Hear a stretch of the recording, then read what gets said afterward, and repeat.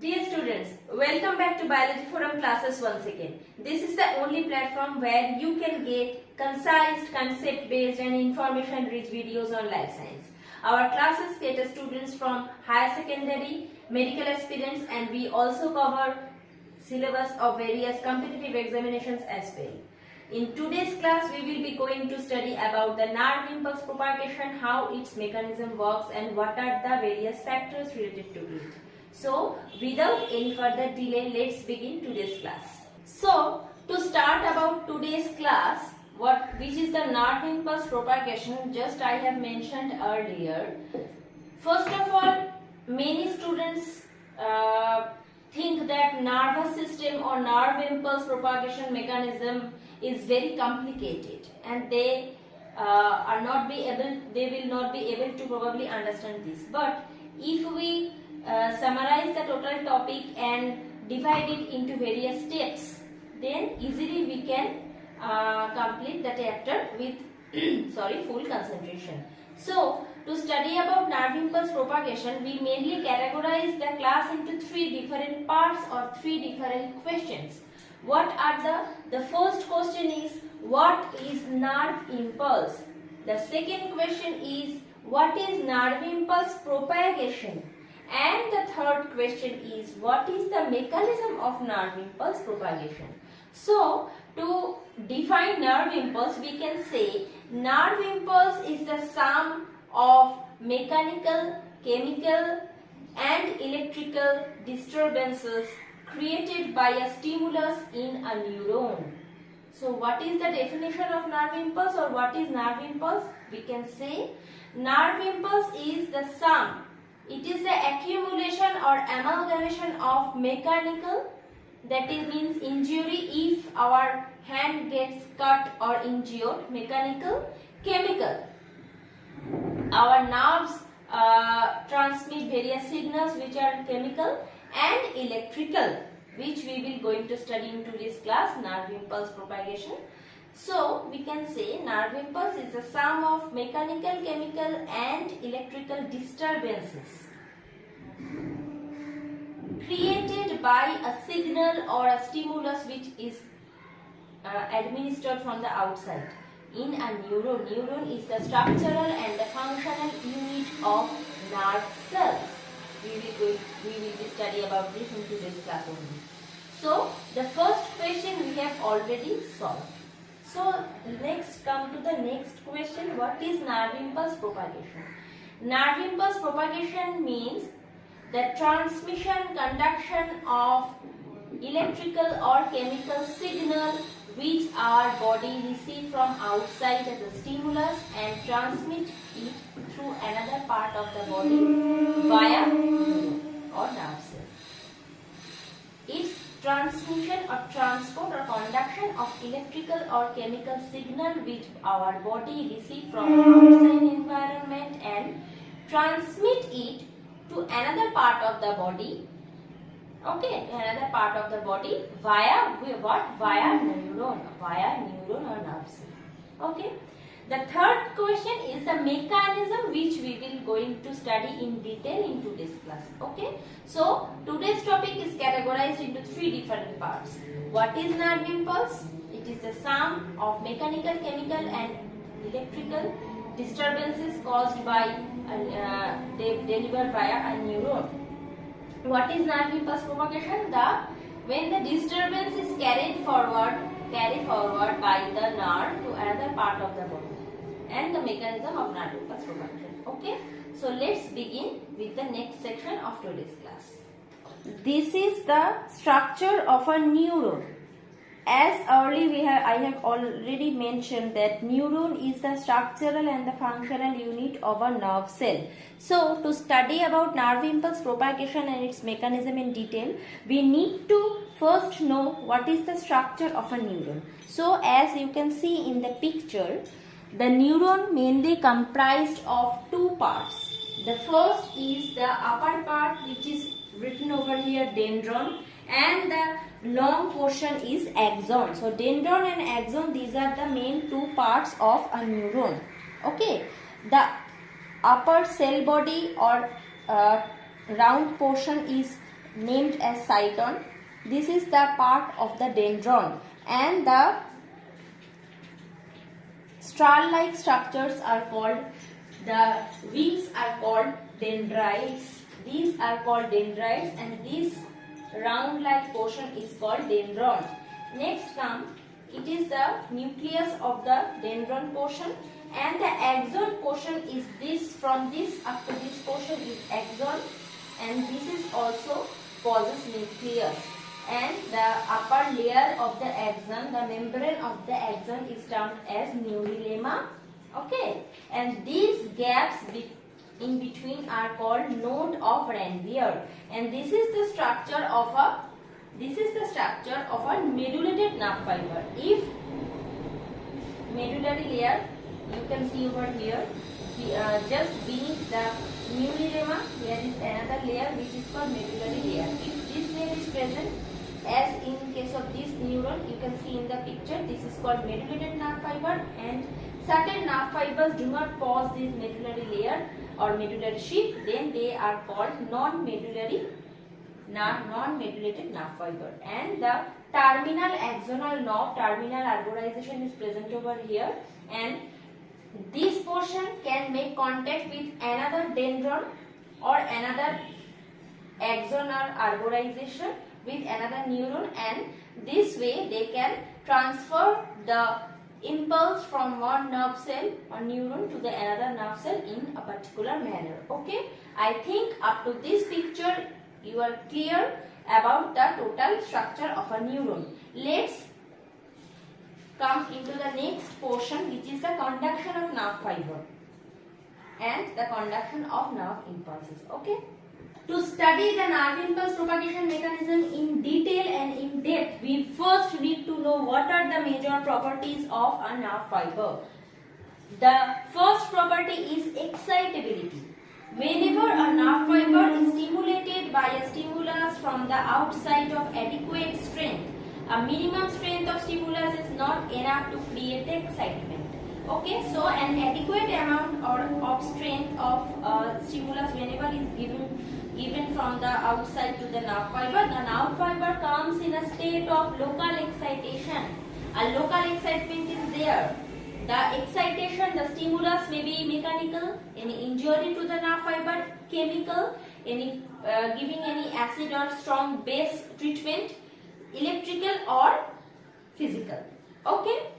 The second property is all or none rule. Whenever a minimum strength of stimulus, the threshold stimulus we can say, any below standard level of stimulus is not necessary to create the excitement. So, whenever a minimum strength of stimulus, which we can refer as threshold stimulus, must be applied to a nerve fiber to bring it in a state of local excitation. Okay. If the strength of stimulus is further increased in a certain manner, then there will be no change of the degree of response.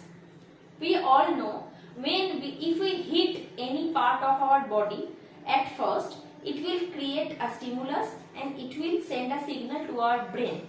But if we keep hitting that particular space again and again and again and again, then after a certain point of time it stops sending stimulus to our brain and it will not create any effect there.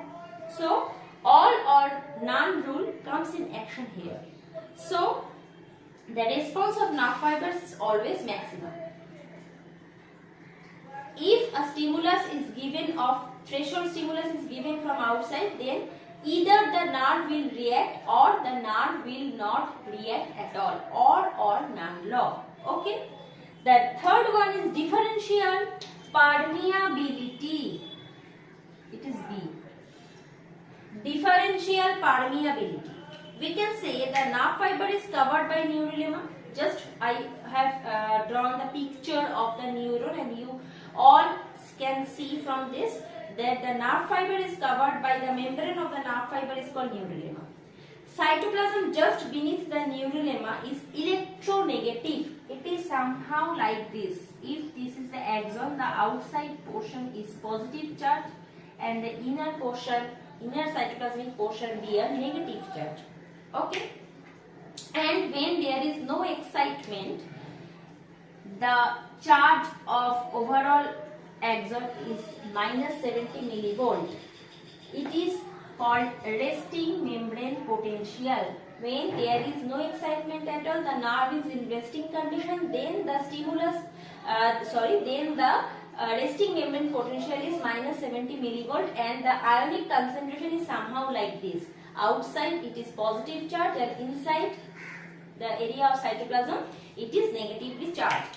Okay, and this condition, this resting membrane potential condition of a nerve, we can say as polarized condition. Polarized condition. Whenever a stimulus given here from outside, whenever there is any stimulus given outside, the nerve will start reacting and transmitting the signal, and it will convert the situation. Outside negative and inside positive, and then we can say the nerve is in depolarized state. Okay, this kind of differential permeability is a property of nerve fiber. Okay, the fourth one is conductivity. When a nerve fiber is stimulated by a threshold amount of stimulus from outside, the polarity is reversed and a new polarity, new potential is emerged, which we can call action potential. This condition is referred to as action potential. Whenever a nerve is in polarized state, resting membrane potential is there, which is minus 70 millivolt, and the condition is somehow like this. Outside positive, inside negative. But whenever a stimulus of adequate strength is given from outside, the polarized condition converted into depolarized, the potential transferred from resting membrane potential to action potential, and the polarity has changed now. Inside positive, outside negative, and the potential is here is also different. It is somehow minus plus 35 millivolt, as the charge of inside area is, we can refer here. So now as the nerve fiber is depolarized, inside positive, that is why we can write the action potential is plus 35 millivolt. Okay, this is the conductivity. The property of conduction of nerve impulse is the fourth property of nerve fiber, which is conductivity. Okay, I think up to this I am clear enough to you. Now let's begin with the conduction of nerve impulse mechanism. Okay, so let's begin with the conduction of nerve impulse and the mechanism of nerve impulse propagation. So you can see here, this is the structure of a neuron. Just earlier we have already studied. If we cut the axon portion here, just concentrate on this portion. The outer membrane of axon we can say axolemma, and the inner cytoplasmic portion is exoplasm. So whenever a nerve is in resting condition, is in resting state, the resting membrane potential is minus 70 millivolt, and the polarity is, we can say the nerve is in polarized state. Okay, the nerve is in polarized state. The potential outside the nerve is plus or positive, and inside is negative. And also the ionic balance is somehow like this. There is greater amount of sodium ion outside and less amount of potassium ion inside. So here is a question should arise in your mind, students. Both the sodium and the potassium ions are positive in nature. So how the outside is positive and inside is negative? There is potassium ion present over here. So why inside is negative?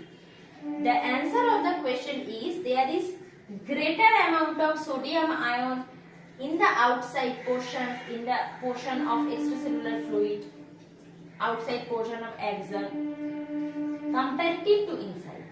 That is why there is greater amount of sodium present over here, and that is why this area is positive, and there is less amount of potassium ion present over here inside comparative to outside. That is why we can say the inside is negative and outside is positive. Okay, I think up to this everything is clear. So besides potassium ion, there are huge amount of negatively charged proteins are present inside.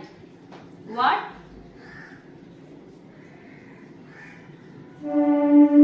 Negatively charged proteins, and that is another reason of being negative potential in the inside region. Okay, if we do the analysis of cathode ray oscilloscope, then we can measure that in resting condition the resting membrane potential is minus 70 millivolt by using the cathode ray oscilloscope. This is another portion. This is not important. You can expect 1 or 2 questions from this region only. Okay. So even if the nerve is in resting condition, there are various leaky channels are present over here. Leaky channels, potassium and sodium. Through these leaky channels, even if the nerve is in resting condition, some amount of sodium is allowed to enter inside and some amount of potassium is allowed to enter exit in the outside region. So even if the nerve is in resting condition, is in resting membrane potential, if the leaky channels function in very minute level also, there can be a chance of potential difference. So here what is happening? Here is an interesting pump present over here. Interesting pump. The name of the pump is sodium potassium pump. Through this sodium potassium pump, to maintain the resting membrane potential, the pump will throw 3 sodium ions from inside to outside which has entered through the leaky channels, and also put 2 potassium from outside to inside which have exit through the leaky channel. I just have mentioned through the leaky channels, even if the nerve is in resting condition, some amount of sodium is leaching inside and some amount of sodium is leaching outside from the inside. Okay. Through the effect of sodium potassium pump, the pump helps to maintain the resting membrane potential and helps to maintain the polarized state of the nerve fiber when there is no stimulus giving from outside. What it does? It will throw 3 sodium ion from inside to outside, and it will throw 2 potassium ion from outside to inside, and that is in this manner they maintain the polarity and they maintain the resting membrane potential. Okay. Remember, the leaky channels are not voltage gated channels. There is also function of voltage gated channel which we will study further. Leaky channels open always. Leaky channels remain open always. But the voltage gated, whether it is sodium or potassium, voltage gated channels only function when there is potential difference over there. Okay. When there is difference in potentiality, then only the voltage gated channel will function, otherwise not. But the leaky channels remain open always. Okay. Let's come to the next portion. So further, we have already studied the resting membrane potential state. Further proceed. Whenever there is stimulus of threshold amount. What is the amount of threshold stimulus? You can see it is written over here. Minus 55 millivolt to minus 60 millivolt. Only this amount of stimulus is able to create the local state of excitation. Okay. Whenever adequate or threshold stimulus is given from outside, it will change the polarity. Somehow this is in resting membrane potential. And whenever is stimulus giving over here, it will change the polarity. How? It is action potential. Resting membrane potential now changed into action potential. And the state of polarization also changed. This portion of nerve fiber is termed as depolarized nerve fiber. Whenever there is threshold amount of stimulus giving from outside, it instantly changes the polarity. How? It will activate the voltage gated sodium channel.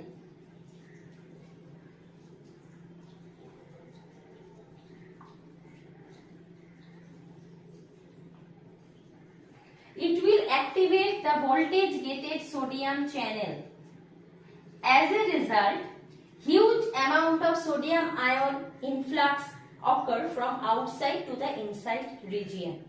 Whenever adequate amount of stimulus is given over any resting membrane potential or polarized membrane, then it will create the action potential. The potential now change from resting membrane potential to action potential, and it will enable the voltage gated sodium channel, which cause huge influx of sodium ion, and the huge influx of positive sodium ion convert the inner negativity into positivity. And as there is huge amount of sodium ion present in the inside region now compared to the outside, then the outside region is less negative or less positive, or sorry, the outside region is less positive, or we can say as negative, and the inner portion, due to the presence of huge amount of sodium ion, is positive right now. And this condition of nerve fiber is called depolarized. So what is the cause of depolarization? The opening of voltage gated sodium channel, which cause huge influx of sodium ion, and if now as amount of sodium ion or amount of positive ion is greater than outside to the compared to the outside, the inner portion is potential is positive, that is action potential value is plus 35 millivolt. The potential in the inner region we always consider. In resting membrane potential, the inner region is negative, that is why the resting membrane potential, we can say the value is minus 70 millivolt. This sign always refer to the inner portion. Okay, now as the action potential is plus 35 millivolt, the inner portion is positive. Okay, and the action potential travel side by side, like from this way. Okay, and this is the state of depolarization, and the next state is this portion. As I have already told, the action potential is converted or conducted side by side. Now this portion, which is earlier depolarized, again the state of repolarization. Three states over there: resting membrane potential or polarized state, then depolarized state, and after depolarization, this repolarization. What is the cause of repolarization?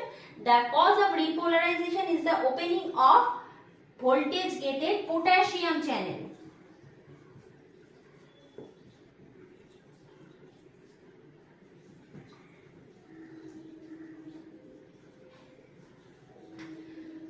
Now the voltage gated potassium channel come in action.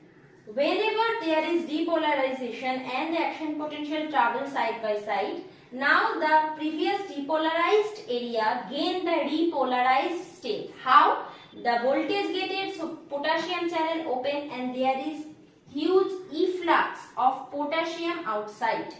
There is huge efflux of potassium outside. Okay, as potassium ion is effluxed or thrown from inside to outside now, potassium ion is inside to outside now. Now the potential difference is again like the resting membrane potential, polarized state. The outside become positive and the inner portion become negative. Why? Because there is huge amount of potassium is thrown from inside to outside. Now in the outside region, the abundance of potassium or positive ion is higher, that is why the outside region gain its polarity as positive, and as there is less amount of positive ion present inside compared to the outside, that is why the inner portion again reaches to the negative polarity, negative potential, and this membrane now gain its repolarized state again. Okay, and even if the potential again matches to the previous section, like polarized state, outside positive and inside negative, but the ionic balance, ionic charges do not match. There is an anomaly of potassium and sodium ion in the outside and inside region. Again here the pump, which in the first section we have mentioned, sodium potassium pump. Sodium potassium pump again come here in action, and the pump will activate here after the repolarization, and it will throw 3 sodium outside and 2 potassium inside. It will throw 3 sodium outside and 2 potassium inside to match the ionic balance also. So what we have learned, not only the potential difference anomaly is important, but also the ionic balance should match to maintain the polarization state. Okay, so the membrane is now, we can say, in polarized condition. Here is a question that what is the name of the ion to which the membrane is more permeable? The answer is potassium. The membrane is more permeable to potassium ion. This is the total process of conduction of nerve impulse. Okay, at first the nerve is in a resting membrane potential state, which is -70 millivolt polarized state. Then a stimulus come and it gain the action potential. The resting membrane potential now convert into action potential, and as soon as the action potential gain, it will activate voltage gated sodium channel, which will cause huge influx of sodium ion, and the polarity changes. It will achieve the state of depolarization. After the depolarization, the action potential moves sideways, and the voltage gated potassium channel come in action, and it will cause the efflux of potassium from inside to outside, and again the polarity changes, and it will gain the repolarized state from the depolarized state. But even if the potential change has regained, but the ionic changes do not come to the level as the earlier. So sodium potassium pump come in action here, and it will throw 3 sodium from inside to outside and 2 potassium from outside to inside. As a result, the ionic balance also matches, and the membrane has reached the state of resting membrane potential again. Okay, I think up to this I am clear enough to you. Now come to the last section of today's class. So as for we have compiled the nerve impulse propagation mechanism and conduction of nerve impulse. If we summarize the total portion in a graph, then it will look somehow like this. How? -70 millivolt, the resting membrane potential, and the nerve is in polarized state. When we give any stimulus from the resting membrane potential, the potential changes, and it will reach up to +35 millivolt, which is the action potential or action potential spike. This portion is the action potential spike, +35 millivolt, and as the change from polarized to the depolarized state, influx of sodium ion is present over here, and it will eventually cause the action potential spike. After reaching the spike portion +35 millivolt, the efflux of potassium ion is present over there by the voltage gated potassium channels. Again the potential drops down, and it will achieve the repolarized state. But here is an interesting thing. After the repolarization, there is a state of hyperpolarization. What is hyperpolarization? The voltage gated potassium channels, even when open for a greater amount of time, after reaching repolarized state, if the efflux of potassium ion is present over there, after reaching the repolarized state, even the voltage gated potassium channels remain open for some time, then it will reach the state of hyperpolarization, which is minus 90 millivolt, which is minus 90 millivolt, and upon reaching the hyperpolarized state, the nerve again reaches to the resting membrane potential, which is minus 70 millivolt. Upon reaching the hyperpolarized state, minus 90 millivolt, the nerve regain the resting membrane potential state, the minus 70 millivolt again, as you can see through the graph. So this is the summation of the total nerve impulse conduction mechanism through the graph or in a graphical format. The minus 70 millivolt resting membrane potential, polarized state of the nerve, whenever a threshold amount of stimulus present over there, the potential changes and it will reach the action potential spike plus 35 millivolt. Influx of sodium ion is present over there through the opening of voltage gated sodium channel, and the nerve is in depolarized state. After reaching depolarized state, the action potential move sidewise and the voltage gated potassium channel open and the potential drops down and it will reach the repolarized state.